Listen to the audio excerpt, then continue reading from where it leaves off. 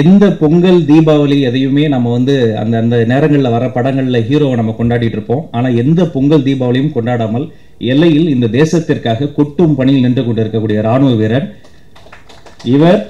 இந்த சினிமாவில் நாமளும் சாதிச்சிடணும்னு தனக்கு வர்ற எல்லா கஷ்டங்களையும் தாண்டி தன்னால் யாரும் கஷ்டப்பட்டுறக்கூடாதுன்னு மிகுந்த உழைப்பை கொடுக்கக்கூடிய ஒரு சினிமா வீரர் இயக்குனர் சக்திவேல் அவர்களே அன்போடு அழைக்கிறேன்.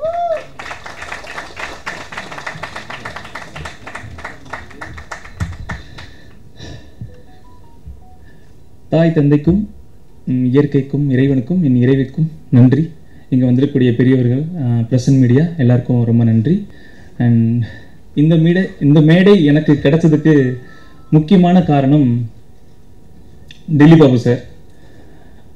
டில்லி பாபு சார் கிட்ட நான் போனதுக்கு காரணம் என்னோட கதாநாயகன் பரத் சார்.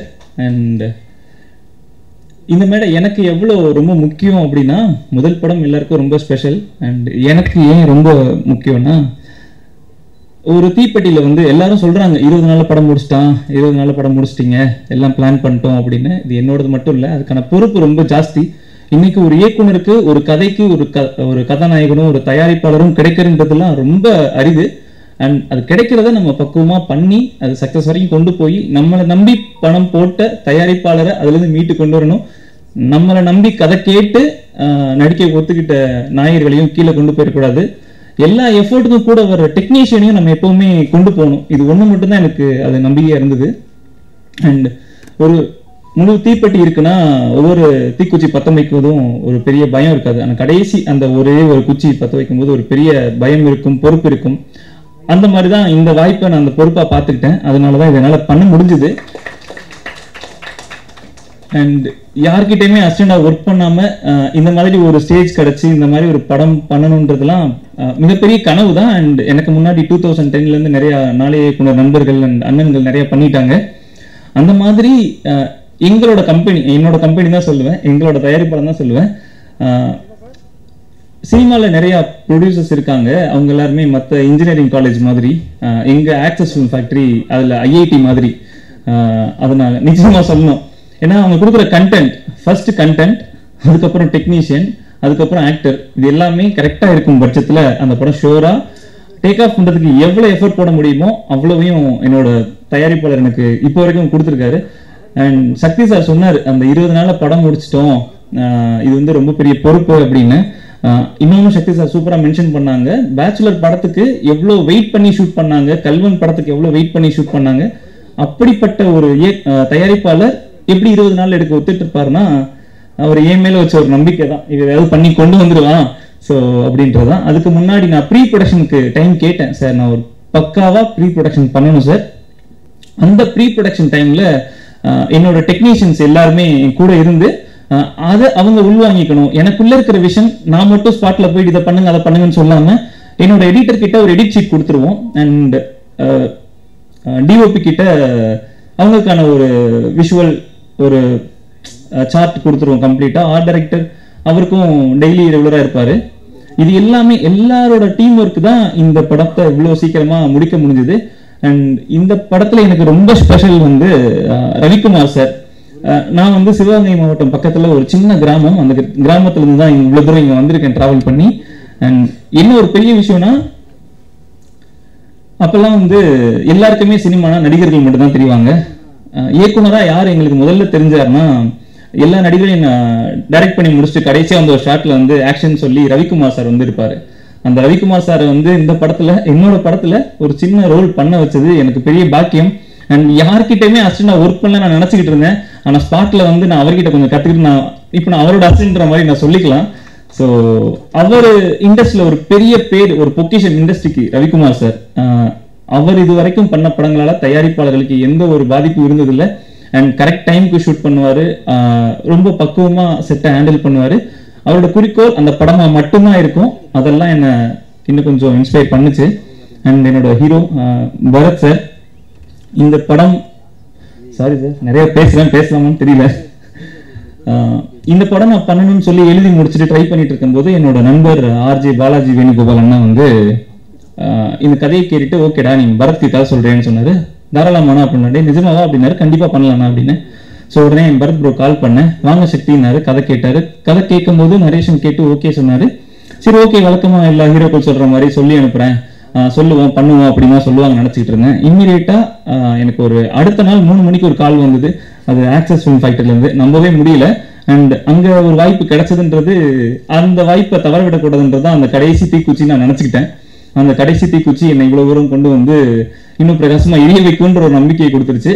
அண்ட் இந்த படத்துல என் கூட சப்போர்ட்டிவா இருந்த எல்லா தொழில்நுட்ப கலைஞர்கள், என்னோட கலை இயக்குனர், என்னோட ஷார்ட் பிலிம்ல என் கூட இருக்காரு மணிகண்டன், என்னோட எடிட்டர் அவரும் என்னோட எல்லா ஷார்ட் பிலிம்ல இருந்து கூடவே இருக்காரு, சினிமாட்டோகிராஃபர் சுரேஷ் பாலானா, அவரோட சப்போர்ட் அண்ட் ரொம்பவே பெருசு. அண்ட் அவர் அதுக்கு முன்னாடி ஒரு பெரிய படம் பரத் சார் கூட ஹிட் கொடுத்துட்டு வந்திருந்தாரு, காளிதாஸ் அப்படின்ற படம். லிட்டரலி 2 பேருக்கும் ஏகப்பட்ட சண்டைகள்லாம் போயிருக்கு. அதெல்லாம் தாண்டி படம் நல்லா வந்திருக்கு.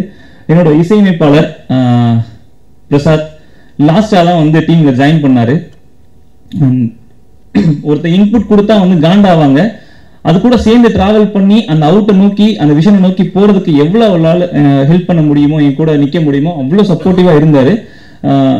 மியூசிக் பண்ணிடுவாங்க, சவுண்ட் பண்ணிடுவாங்க. நான் ஃபைனல் மிக்ஸ்ல போய் உட்காந்துட்டு அவர் எஃபர்ட் போட்டு பண்ண மியூசிக் அண்ட் 2 பேரும் சேர்ந்து எஃபர்ட் போட்டு ஏதாவது ஒன்று கிரியேட் பண்ணி கொண்டு வந்திருப்போம். அவர் பயங்கரமா ராப்பால ஒரு கஷ்டப்பட்டு ஒன்று கொடுத்துருப்பாரு. ப்ரோ இது மியூசிக் இங்கே கம்மி பண்ணிட்டு சவுண்டை மட்டும் கொஞ்சம் இன்க்ரீஸ் பண்ணிக்கலாமா அப்படின்னு சொல்லுவேன். அப்படி பார்ப்பாரு, உங்களுக்கு ஷோரா அப்படிங்கிறப்ப இல்லை ப்ரோ அது இருந்தால் நல்லா இருக்கும் அப்படின்னா ஓகே பண்ணிக்கலாம் அப்படின்றாரு. ஸோ அந்த அளவுக்கு என் மேல அவர் நம்பிக்கை வச்சிருந்தாரு, கண்டென்ட் மேல நம்பிக்கை வச்சிருந்தாரு. அண்ட் ராஜ்குமார்ண்ணே தேங்க்யூண்ணே. ஸோ இந்த படம் நீங்க பார்த்து முடிச்சிங்கன்னா தெரியும் எவ்வளவு தூரம் எனக்கு அவரும் சப்போர்ட்டா இருந்திருக்காருன்னு சொல்லிட்டு. அண்ட் வாணி போஜன் எனக்கு ஒரு நல்ல ஃப்ரெண்ட் ஆகிட்டாங்க, ஒரு பயங்கரமான நம்பிக்கையை வச்சிருக்காங்க. இல்லையா இல்ல இல்லைன்றீங்க. ஸோ இந்த படத்துக்கு பரத் சார் தான் என்ன ப்ரொடியூசர்கிட்ட கூட்டு போனாரு. ப்ரொடியூசர் சார் ஓகே சொல்லிட்டாங்க. அப்போ தயாரிப்பாளர் கேட்கறாங்க என்ன சக்தி இது யார் ஹீரோயினா போலான்னு. சார் இதுக்கு வந்து எனக்கு வந்து அனுஷ்கா மாதிரி ஒருத்தவங்க பண்ணும்ப்பா, அவங்க எல்லாம் இல்லப்பா வேற யாராவது சொல்லுப்பா அப்படின்றாங்க. திரும்ப வந்து சார் ஏதாவது ரெஃபரன்ஸ் போட்டோ அப்படின்னு சொல்லி திரும்ப நான் அனுஷ்கா போட்டோ இருப்பேன். சக்தி என்ன இப்போ எங்க இருக்கும் தெரியுமா நம்ம அப்படிங்குவாரு. அனுஷ்கா மாதிரி ஒரு மாதிரி ஃபேமிலியா ஒரு மாதிரி எமோஷனல். சரி ஓகே நான் உனக்கு ஒரு ஃபோட்டோ அனுப்புறேன் பாருன்னு சொல்லி அனுப்பிச்சாங்க. சார் இவங்களா சார் அப்படின்னு கேட்டேன். அப்போ வாணி கொஞ்சம் ஃபோட்டோ அனுப்பிச்சாங்க, வேற காஸ்டியூம்ல இருந்தாங்க. சார் வேணா சார் செட் ஆகும்னு சொல்லிட்டு கால் பண்ணி ஆஃபீஸ்க்கு வாப்பா அப்படின்னாங்க. போனோம். எனக்காக ஒரு தடவை ட்ரை பண்ணப்பா, நல்லா நடிப்பாங்கப்பா, அண்ட் நம்ம கம்பெனிக்கு ஒரு படம் பண்ணியிருக்காங்க அப்படின்னா சரி சார் சொன்னதுக்காக சரி ஓகே பார்ப்போமேன்னு சொன்னோடனே சேது அண்ணா என்னோட எக்ஸிக்யூட்டிவ் ப்ரொடியூசர், அவரை பற்றி நான் சொல்லணும் அண்ட் அது தனியாக சொல்கிறேன். அவர் எனக்கு அப்பாயின்மெண்ட் ஃபிக்ஸ் பண்ணாங்க. ஒரு அண்ணா நகர் ஸ்டார் பாக்ஸில் கதை சொல்ல கூப்பிட்டுருந்தாங்க. சரி ஓகே விருப்பமே இல்லாமல் தான் போனேன். என்னடா நான் அனுஷ்கா மாதிரி கேட்டிருந்தேன். ஏன்னா எனக்கு இன்னைக்கு வரைக்கும் நான் சொல்கிறேன் இண்டஸ்ட்ரி எனக்கு எப்பவுமே சினிமாவில் பிடிச்சது அனுஷ்கான்ற ஒரே ஒரு கதாநாயகி தான். அதுக்கப்புறம் எந்த கதாநாயகியுமே இல்லை. அண்ட் போய் உட்காடுறேன், வந்தோடனே இவங்க வந்தாங்க. சரி வழக்கம் போல ஓகே கதை கேட்க போறாங்க. நான் எனக்கு எப்படி நோன் தான் சொல்லிட்டு போறேன்.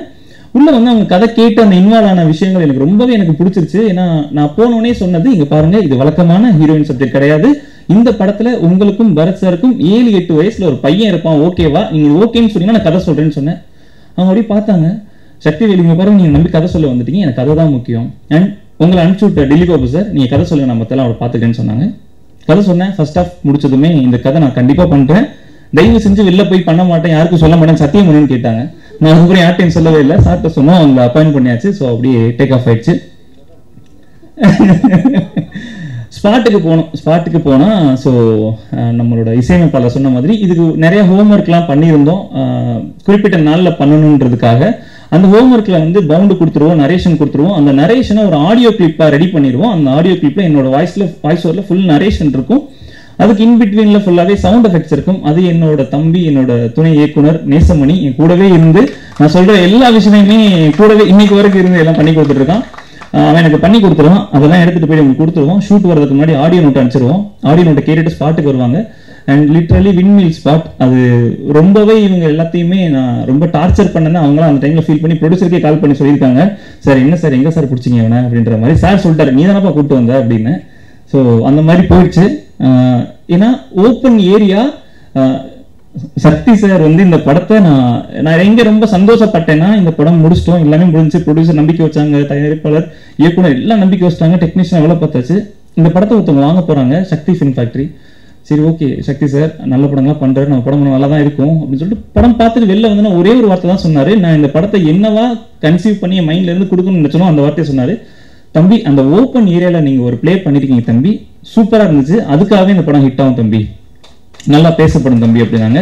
எனக்கு அப்பதான் புரிஞ்சு, ஓகே இவர் ஏன் இவ்வளவு சக்சஸ்ஃபுல்லா இருக்காருன்னா அதுல இருக்கக்கூடிய ஏதோ ஒரு முக்கியமான ஒரு பாயிண்ட பாக்குறாரு, அந்த பாயிண்ட கொண்டு போய் சேர்க்க நினைக்கிறாரு போல அப்படின்ட்டு. ஸோ சக்தி சார் ரொம்ப நன்றி சார், ரொம்ப ரொம்ப நன்றி. நீங்க பேசின வார்த்தைகள்லாம் ரொம்ப பெருசு சார், நான் அதுக்கு ரொம்ப பொறுப்போட பயத்தோட வேலை செய்யணும் சார் இன்னுமே. நன்றி சார். இந்த படம் பாருங்க, உங்க எல்லாருக்கும் நிச்சயம் பிடிக்கும். Regular pattern of and horror thriller, crime thriller ஜானர்ல இருந்து ரொம்பலாம் டிஃப்ரெண்டா இருக்காது. களத்தை மட்டும் நாங்க டிஃப்ரெண்டா வச்சுட்டு ஸ்கிரீன் பிளே கொஞ்சம் ஒர்க் பண்ணியிருக்கோம். அண்ட் எல்லாரோட ஒட்டுமொத்த டீமோட உழைப்பு தான் இந்த மிரல். என்னோட படம் அப்படின்னு சொல்லிக்க முடியாது, எங்க எல்லாரோட படம். அண்ட் என் கூட எனக்கு நேரடியாகவும் மறைமுகமாகவும் இந்த படத்துல உதவி செஞ்ச, நான் டைரக்டராகவும் நினைச்ச அத்தனை நல்ல உள்ளங்களுக்கும் நன்றிகள். அண்ட் பிரசன்ட் மீடியா, நீங்கெல்லாம் எழுதின நிறைய படங்களை பத்தியும் அண்ட் டைரக்டர்ஸ் பத்தியும் படிச்சு நம்மலாம் இந்த இடத்துல வந்துட மாட்டோமா நினைச்சுக்கிட்டு இருந்தோம். அப்படி நினைச்சிட்டு இருந்தப்போ நேற்று ஆனந்த விகடன்ல என்னோட பேட்டி வந்திருந்தது. அதெல்லாம் லிட்டரலி அழுதுட்டேன், என்னடா பயங்கரமா இருக்கு அப்படின்னு சொல்லி. கடைசி வரைக்கும் நேத்து கூட என் ப்ரொடியூசர் கால் பண்றாரு, நைட்டு கால் பண்ணிட்டு ஹாப்பியா இருக்கியா, என்ன சொல்றாங்க, ப்ரொமோஷன்லாம் ஓகேவா, உனக்கு இன்னும் ஏதாவது பண்ணுமா அப்படின்றாரு. இதெல்லாம் எந்த தயாரிப்பாளருமே பண்ண மாட்டாரு. படம் முடிஞ்சா அந்த படத்தை வித்துட்டோம், ஓகே நமக்கு முடிஞ்சுன்னா இல்ல. இப்போ வரைக்கும் சக்தி என்ன பண்றான், ஹாப்பியா இருக்கானா, அந்த படம் நல்லா போயிடுச்சு, சூப்பரா வரும் அப்படின்ற அளவுக்கு தான் என்ன என்கரேஜ் பண்ணிட்டே இருக்காங்க. அண்ட் இப்போ எந்த இருக்கக்கூடிய promotion team and KV Durai brother and Murthy brother அவங்க வரைக்கும் இது கொடுக்குற சப்போர்ட்லாம் வந்து இங்க நீங்க பாக்குற எல்லா விஷயத்துக்குமே அவங்க எல்லாம் காரணம். அண்ட் சுரேஷ் சந்திரா சார், உங்களுக்கும் மிகப்பெரிய நன்றி சார். மிகப்பெரிய ஜாம்புவான்கள் எல்லாரையும் நீங்க மேடை ஏற்றி அழகு பார்த்திருக்கீங்க. அண்ட் எல்லாருக்கும் நன்றி. அண்ட் இறுதியாக ஒன்று சொல்லிக்கிறேன், இந்த டிசைன், இந்த மாஸ்க் அண்ட் இந்த போஸ்டர் இதெல்லாம் நான் நினைச்ச மாதிரி எங்களோட விஷன்ல வந்ததுக்கு முக்கியமான காரணம் இந்த படத்தோட போஸ்டர் டிசைனர் தண்டோரா சந்துரு பிரதர். அவரும் நிறைய ஃபைட் பண்ணுவேன், நிறைய ரெஃபரன்ஸ் அனுப்புவோம். ஆனா அவர் என் கூடவே ப்ரோ கதை சொல்றீங்களா அப்படின்னு கேட்டாரு. அப்பா நம்ம ஆள்றா அப்படின்னு சொல்லிட்டு ஃபுல் நரேஷன் சொல்லி ஸோ ஒரு அவுட்டு கொடுத்தாரு. அந்த அவுட்டு தான் இவ்வளோ அழகா வந்து நிக்குது. இந்த படத்துல இதை இன்வால்வ் ஆன எல்லாருக்கும் ரொம்ப நன்றி. நிச்சயமா இந்த படம் உங்களை ஏமாத்தாது, என்டர்டைன் பண்ணும், என்கேஜ் பண்ணும். ரொம்ப நன்றி, வாய்ப்புக்கு நன்றி. Thank you so much, thank you so much, thank you so much. 19 ஜனவரி மாதம் மவுண்ட் ரோட்ல இருந்து கிண்டியில் இப்போ அவரோட புட்சட்னி ஆஃபீஸ் இருந்தது. அந்த ஆஃபீஸ்க்கு போகிற கேப்பில் காரில் நரேட் பண்ணிட்டு நான் கீழே இறங்கி டீ கடைக்கு போயிட்டேன். இறங்கி வரவே இல்லை. அதுக்கப்புறம் நேற்று ப்ரிவியூவில் நான் பார்த்தேன். நன்றிண்ணே. இது உலக பொருளாதார தத்துவமா இது. ஓப்பன் ஏரியாவில் ஷூட் பண்ணாருன்னு சொன்னாங்க. இவ்வளோ ஓப்பனாக பேசுவாங்க யாருமே சொல்லலை. 15 தமிழ் கொடுத்துட்டு போயிருக்கீங்க. அனுஷ்காவுக்காக அடம்பிடித்த இயக்குனர் வாணி போஜன், எனது ஃப்ரெண்டு தெரியுமா, பரத் அதிர்ச்சி எங்க எட்டுல வந்து நிறுத்தி இருக்கிறது தெரியுமா? இல்ல நகைச்சுவைக்காக சொன்னாலும்